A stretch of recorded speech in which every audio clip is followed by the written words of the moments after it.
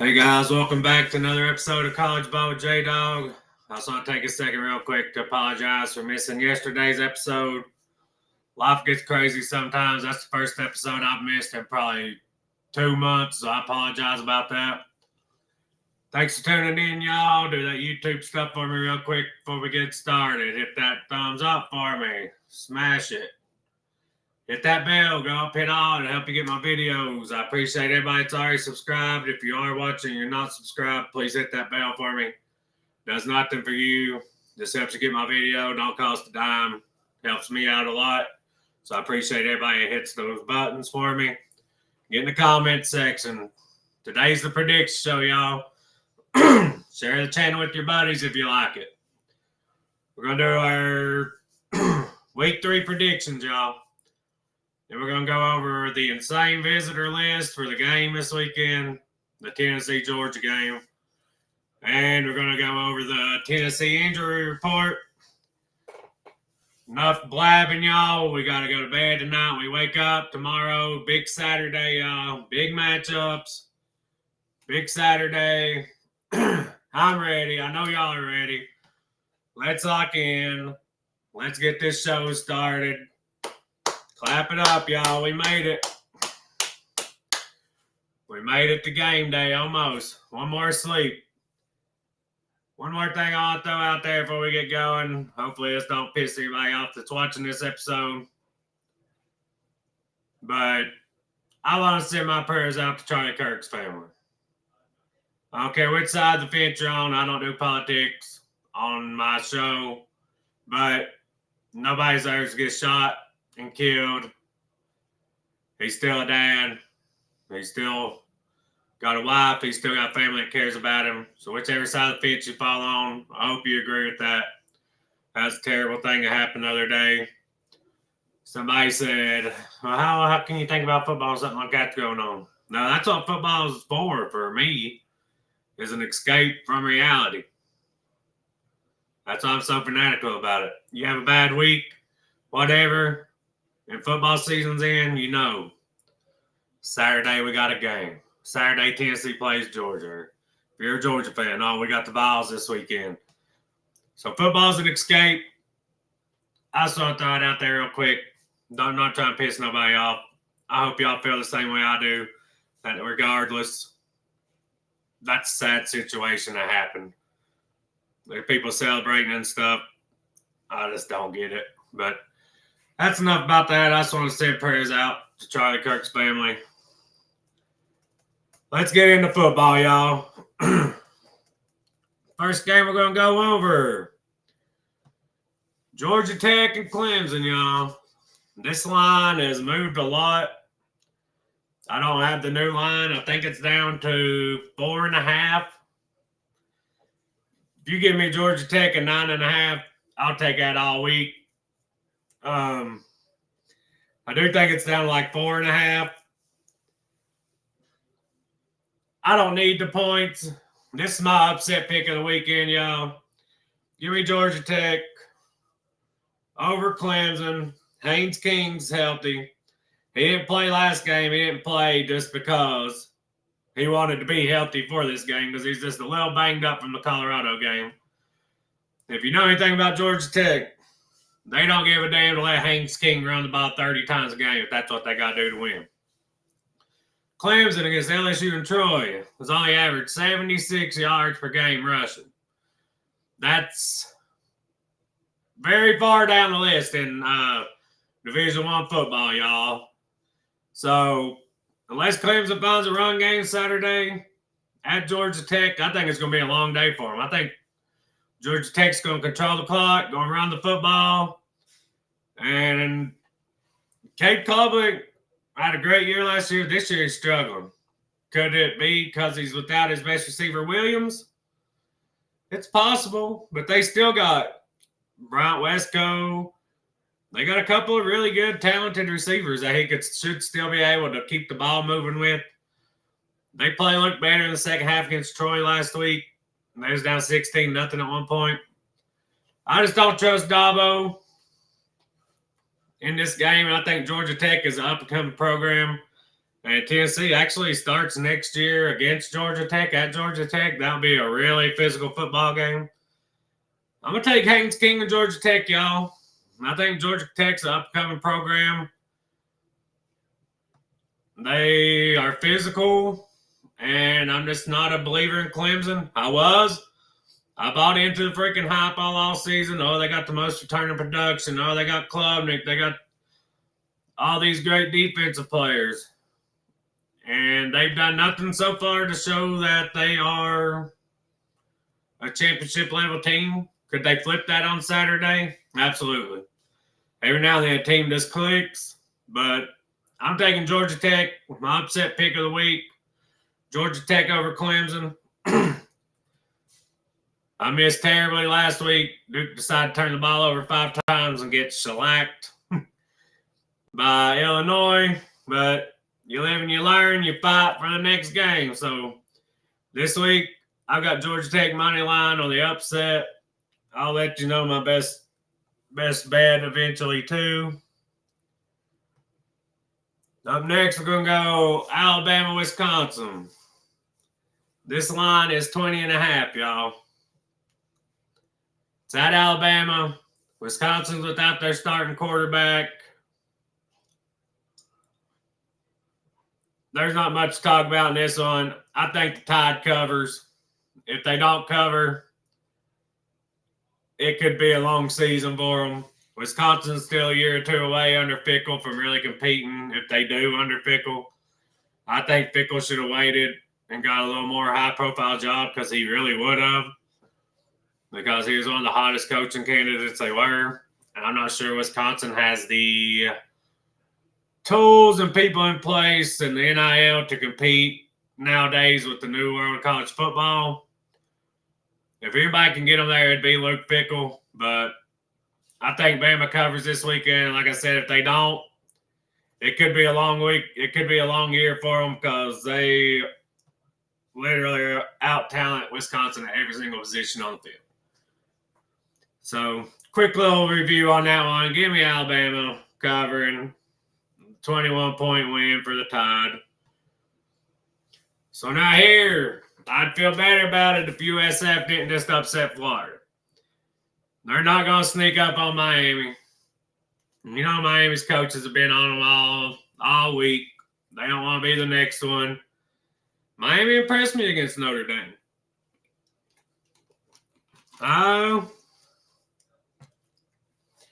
Still don't necessarily believe in Miami as a title contender yet. But as of right now, I think they're the best team in the ACC. I'm not a believer in Cristobal as a coach, though. He's a hell of a recruiter. I don't think he's that great of an X and O guy. South Florida, I think the spread's up to 18.5, by the way. It changes a lot.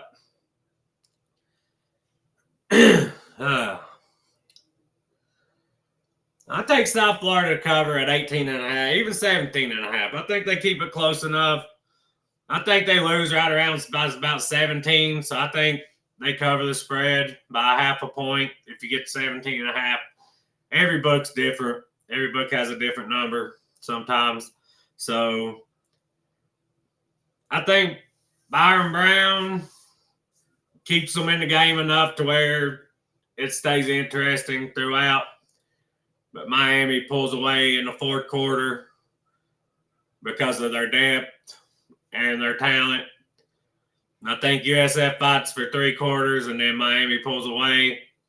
I'm going to take USF to cover, though. I really like Ghost. I like Byron Brown. The only question is, can their defense slow down Miami? Because Carson Beck has been daggone on fire this year. I mean, I think he's completing like 85% of his passes right now, something crazy like that. And that's including the game against Notre Dame. So Miami could be for real this year, y'all. I'm not sure yet. We'll find out. They still got to play Florida. I'm sure they got a couple of decent games in ACC play. I'm not sure they play Clemson in the regular season or not. I can't quite remember. Up next, this game could be a sneaky good game. It's one that's not talked about as much for this weekend. Arkansas and Ole Miss. The spread is 9.5. I got terrible eyesight, y'all. It's 9.5. The ESPN FBI is giving Ole Miss 74% chance to win. This game will all fall on Taylor Green's shoulders, y'all. If he comes out and has one of his games where he looks like a freaking Heisman candidate, all-world player, Arkansas can win this game. And Austin Simmons for Ole Miss has to play better than he did against Kentucky, y'all. He struggled against Kentucky. 2 picks, no touchdowns. Last year in this game, I picked Arkansas to pull the upset after they beat Tennessee. Just for them to get trounced by like 35 points. I'm not making that mistake again. Give me Ole Miss to cover and win by about 10. Hopefully Arkansas don't pull a Kentucky and kick a field goal with 5-6 seconds left to cover the spread like Stoops did the other day. Tell me you don't know the spread as a football coach when you're kicking a field goal with 7 seconds left to lose by 7 instead of 10.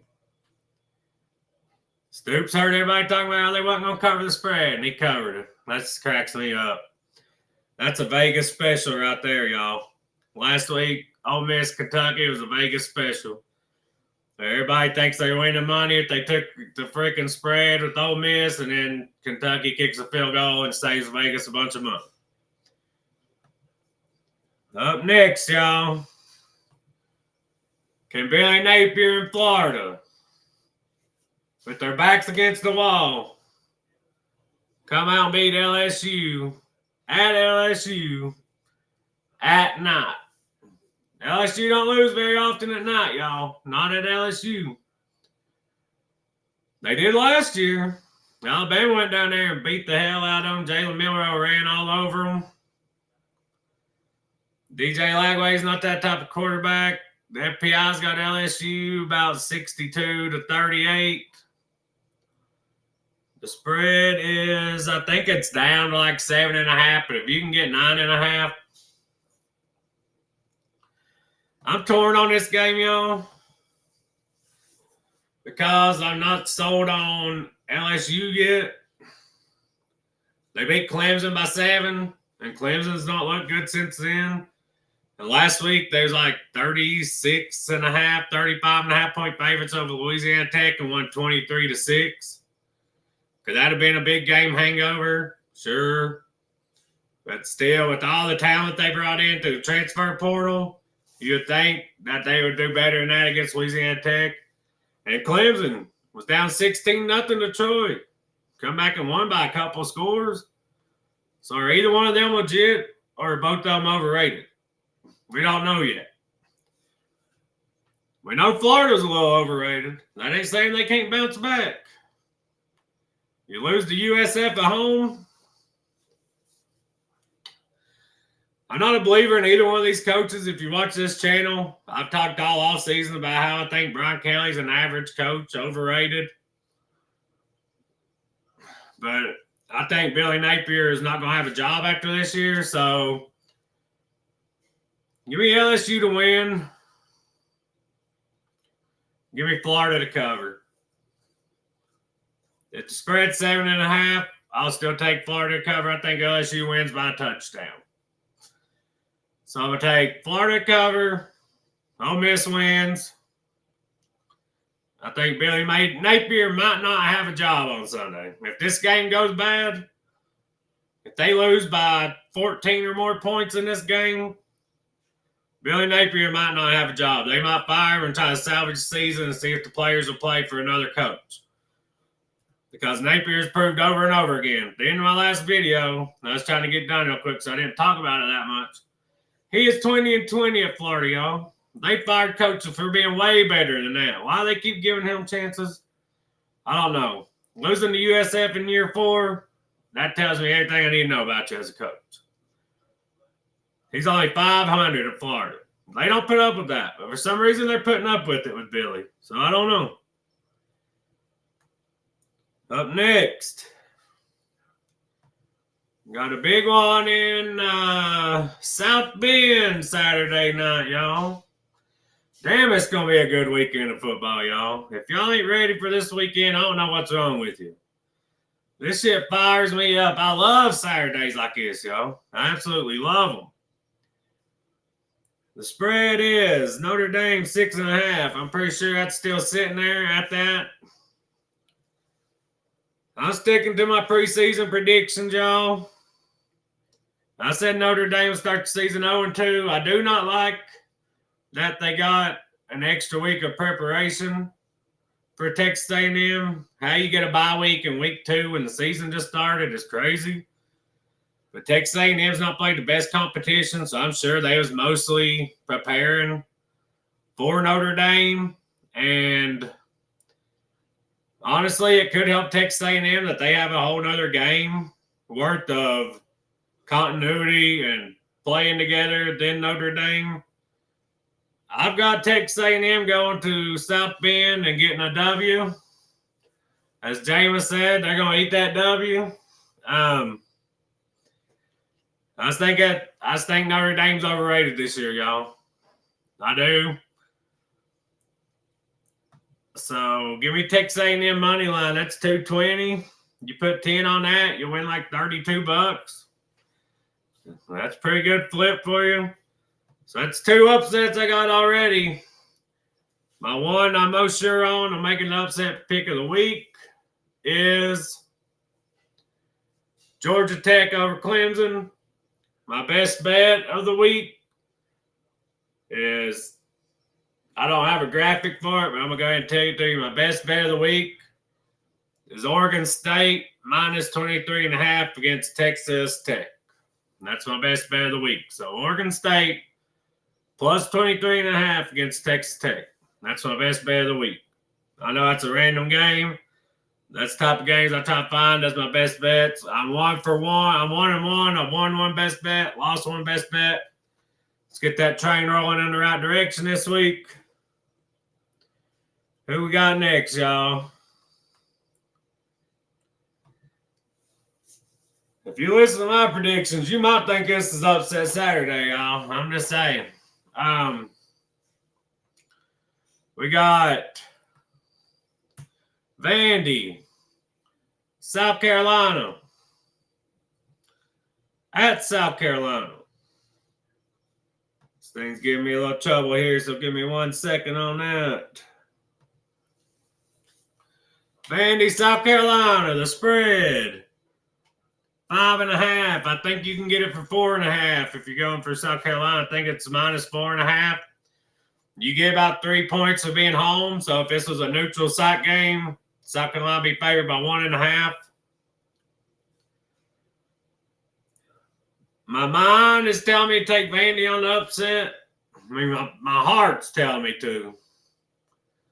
I'm trying to have a good record at the end of this year, y'all. I'm trying to show y'all I know my sports. That way when y'all subscribe, you tell your buddies, like, this guy knows what he's talking about. Subscribe to his channel. So I'm not picking these games with my damn heart. I'm picking them with my brain.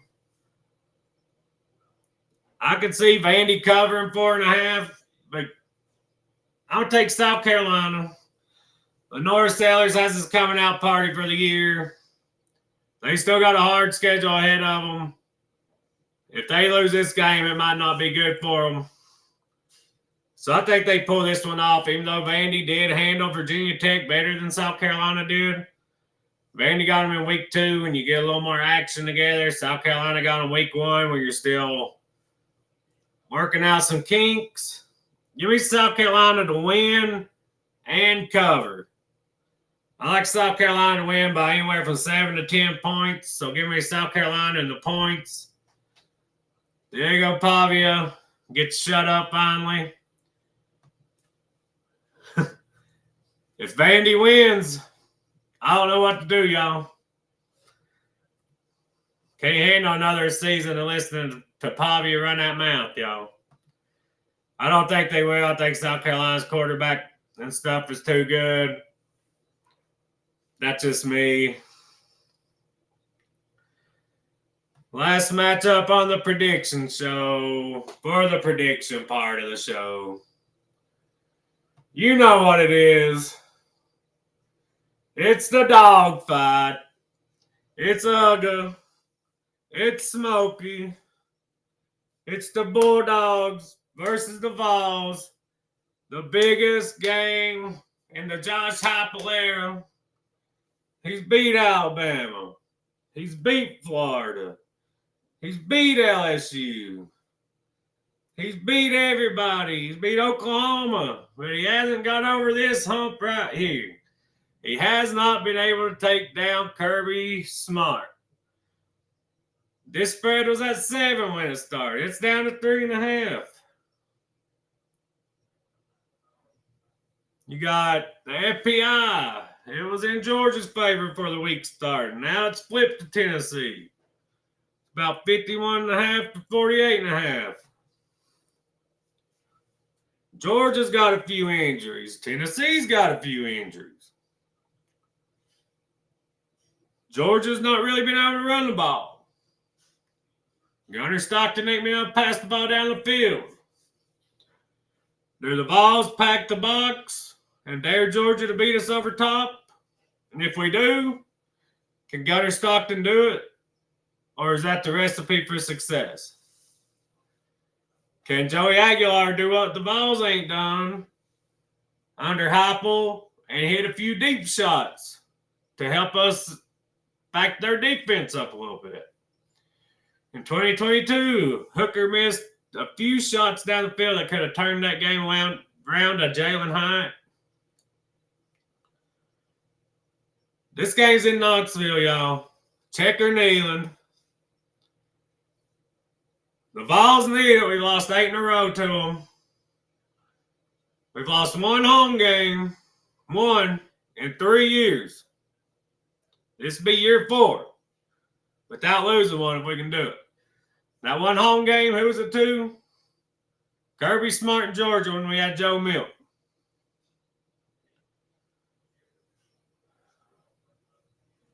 I wish I had a daggone mascot head to put on for this pick like Lee Corso, y'all.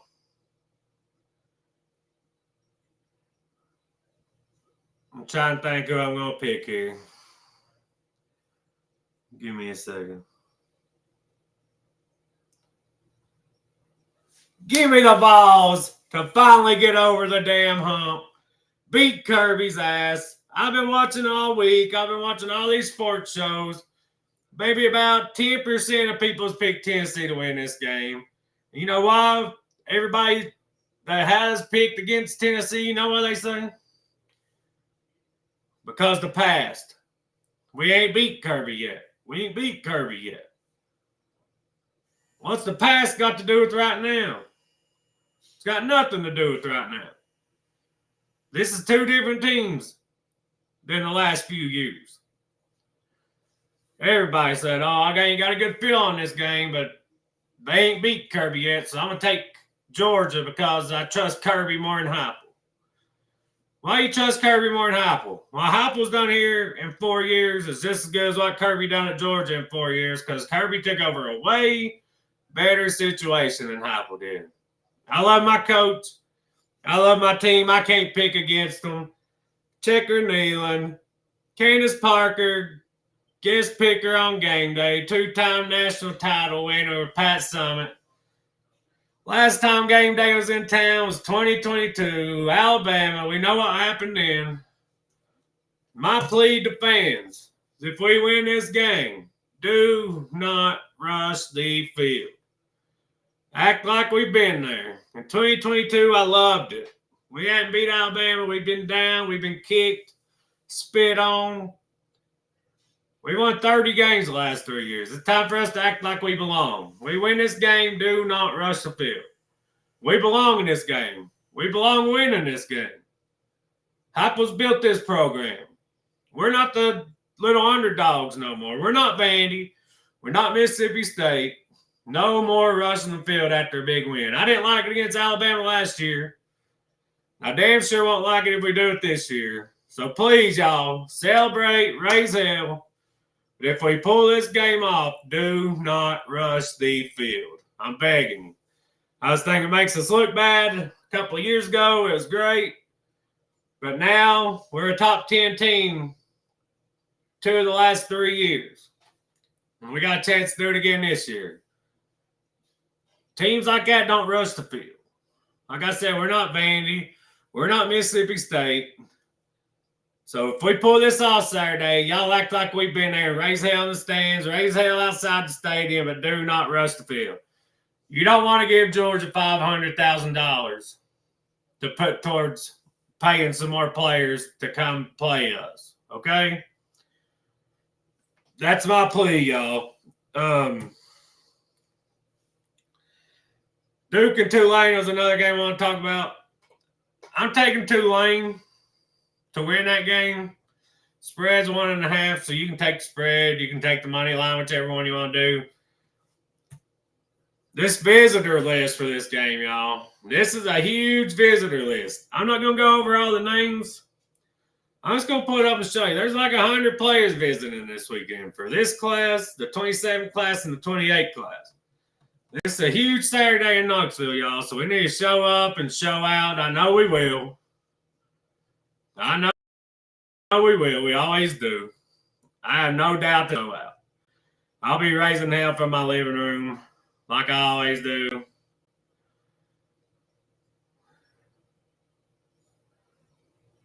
If I can get this pull up. Hold on just a second. This visitor list is huge, y'all. I mean, it's huge. We got a lot of guys that are committed that this game could possibly, we win it, could help us stay in front with. You know, it's flip season. We just lost Shabazz the other day.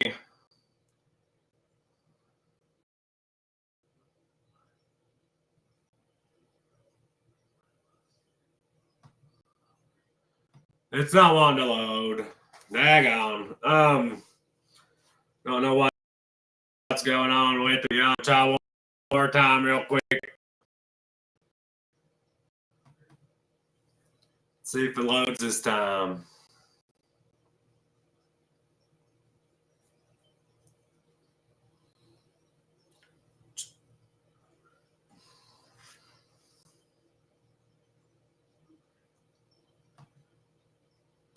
I don't know what its problem is, y'all. It's been working just fine. I'll just read some of the names off for the class we've got right now. You got Tristan Keys, Faison Brandon, Joe White, Braden, Zayden Anderson, TJ White, Hezekiah Harris, Tyreek King, Gabriel Ascenda, Zach Groves, Darion Albert, Kamari Blair, Celeste Moa, Legend Bay. Then you got edge rusher Andrew Rogers, who's committed to Virginia Tech. He's a 4-star. Tight end Lincoln Watkins, UK commit. He's a 3-star. And then uncommitted offensive tackle Brody Smith. The 2027 class, we've got so many players from the 2027 class on campus. Cooper Witten. You got pretty sure number 1 player in the country in 27, Kennedy Brown.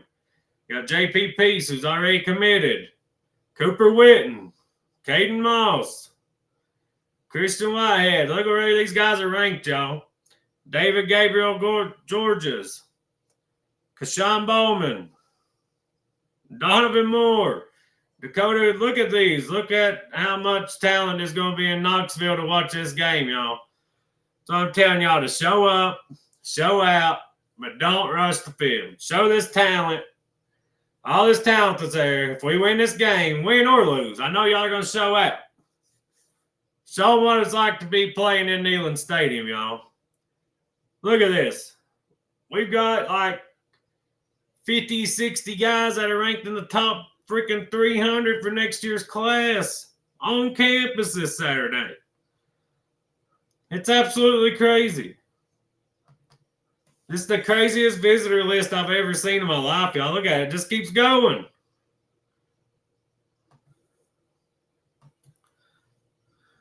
If you need to pause and read all those, feel free. There's one last one. There's a couple of 2028 guys as well right here. I mean, look at that. That's 5 shots I had to take to get that list of players on here, y'all. We got a couple of legacy recruits like Cooper Witt and a couple of other guys coming. We got #1 player in the country for 27 coming. We got Faze on all these guys. It's going to be electric in Knoxville, y'all.